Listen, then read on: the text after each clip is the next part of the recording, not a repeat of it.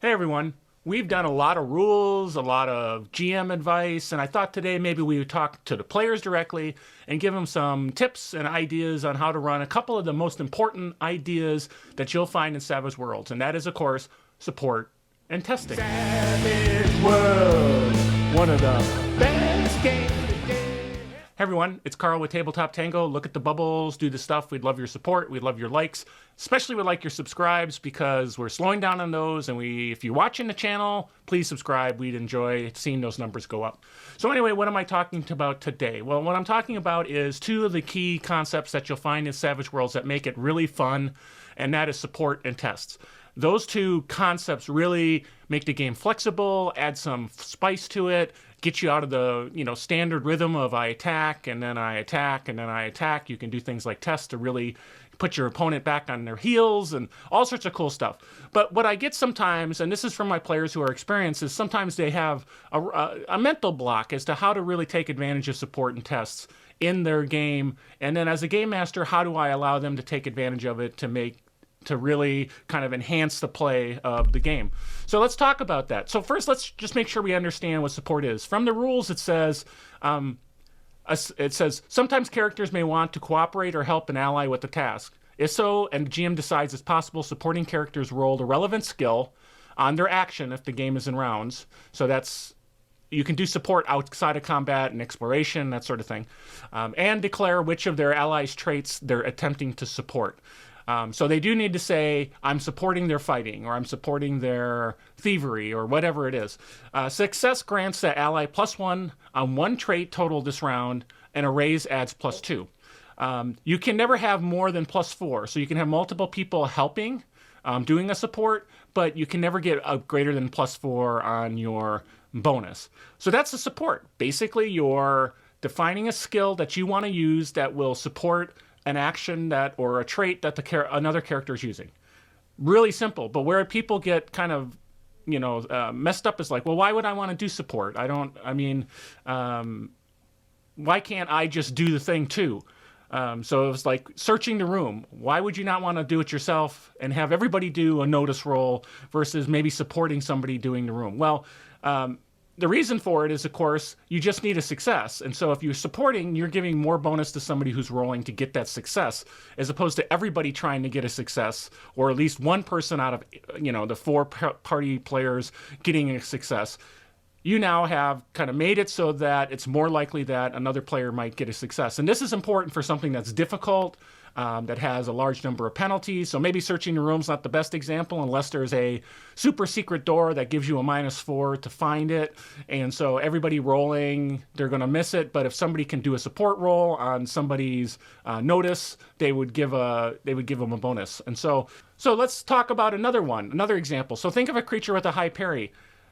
The fighter is slogging away and just can't get past that parry. You could use support to add bonuses to their roll, their trait roll, their fighting roll, so that they might be able to get over the parry and then cause some damage. Alone, you can't do it, but together with a +1, +2, +3, +4, you might be able to do it. And you can support using anything that makes sense, any skill. So even if you're not a fighting type character, you might be able to use something that you can, as long as you can come up with a cool idea for the game master to say, sure, why not? Maybe you would do an occult roll or something to say, hey, I know something about this creature and its vulnerabilities, so let's give you a plus, a bonus. So I'll roll on my occult and maybe give you a +1 on your fighting. Maybe you're science and you say, scientifically minded, I can see there's something about the creature. It looks like he's got a weakness here because I'm using my using my knowledge of biology, and so I'm going to use my science roll to impart and a support role on the fighter. So it doesn't just have to be I'm a fighter, you're a fighter, so I'll use my fighting as a support role for your fighting so that you can get a better bonus. Let's think about times when you're exploring. Support's really, really useful outside of combat. I mentioned, let's say you're searching a room to find a secret. That secret might be super hard to find. Maybe your game master has defined it as a -4. So any one player just all rolling their notice, they may not succeed. But if you support somebody who's got a high notice through some mechanism that you can come up with, then maybe that will allow them to overcome the obstacle. And in my games, I normally do that anyway. I don't like the skill piling on generally. I leverage support. So if you all want to help doing something, well, then you're going to support. And then the one person who has the trait roll to determine success or failure, they would then use those bonuses to get whether they succeeded or failed. So I don't normally, when we're doing searches, allow players to kind of pile on and we're all going to roll search. In some cases, when they all would notice something, like, there's a bad guy coming down, in the distance, would they all notice it? Yeah, sure, they would all roll notice.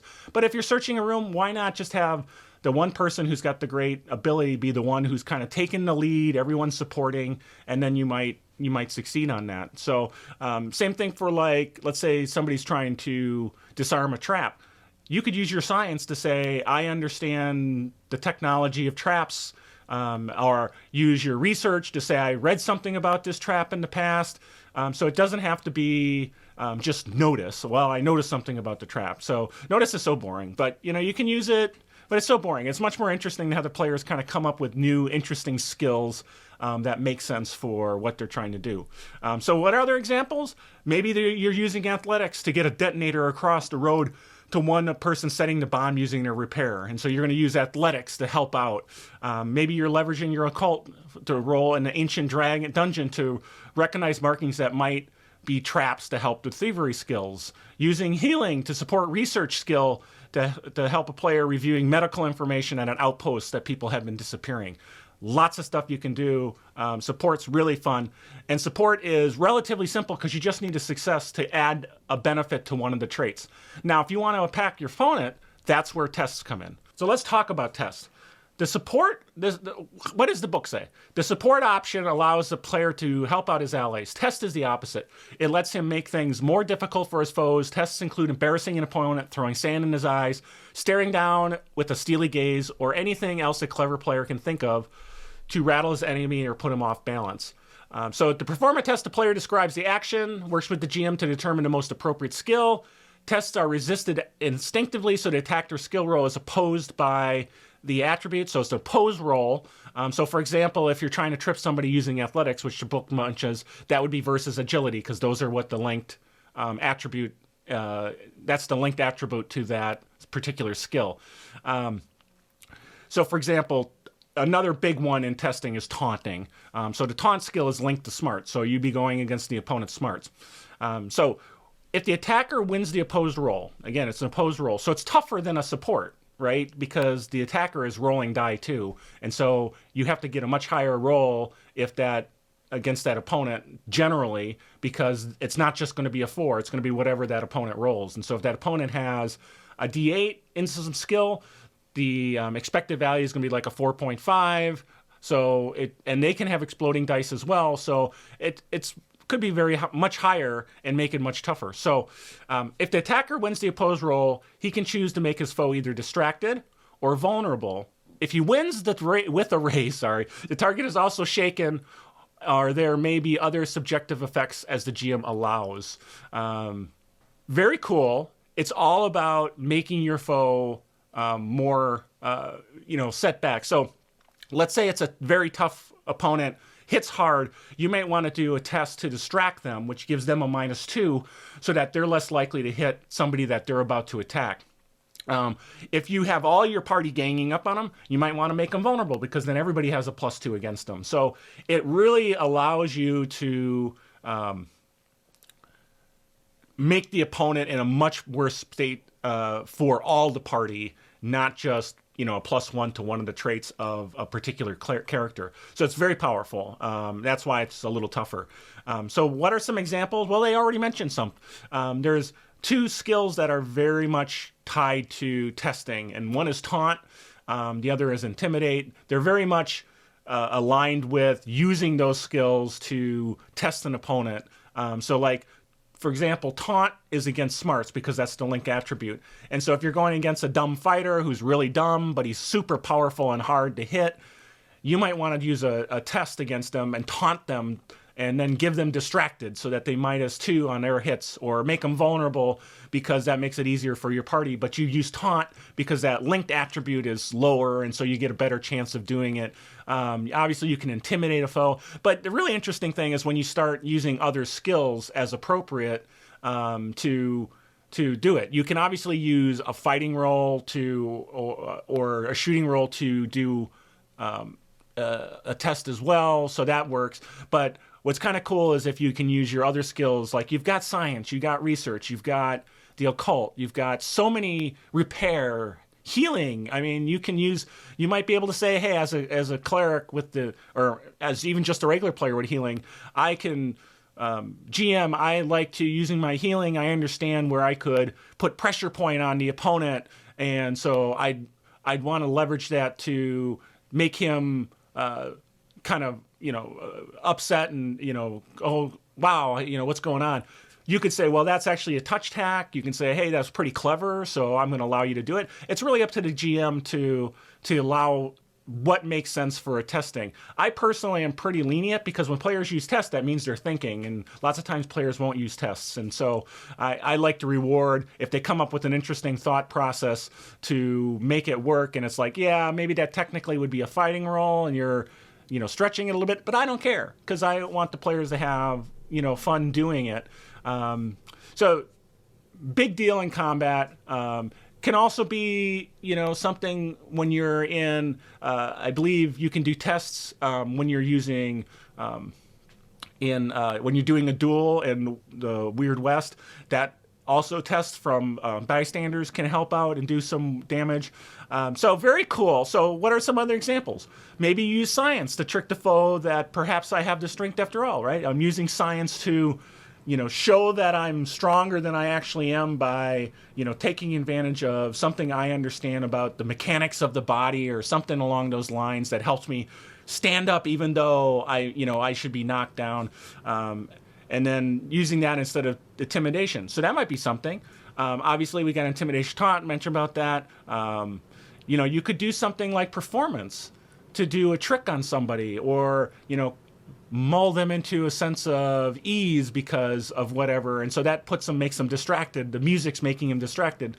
So performance could even be used. So there's a lot of opportunities and a lot of cool things that you can do using tests. So take advantage of tests and support. They're really cool. I mean, when players take advantage of them, it's so much fun because they can come up with so many creative solutions for doing things. I love to create characters that have some taunting capability and then some shooting capability, and so then I can do things like taunt with a multi-action penalty.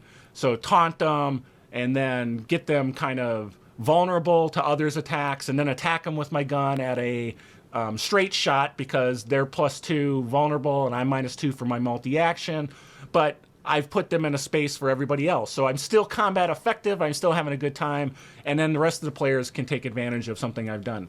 So tests are cool, support is cool. As a player, take advantage of them, and you'll see that some things that are really hard become a little easier.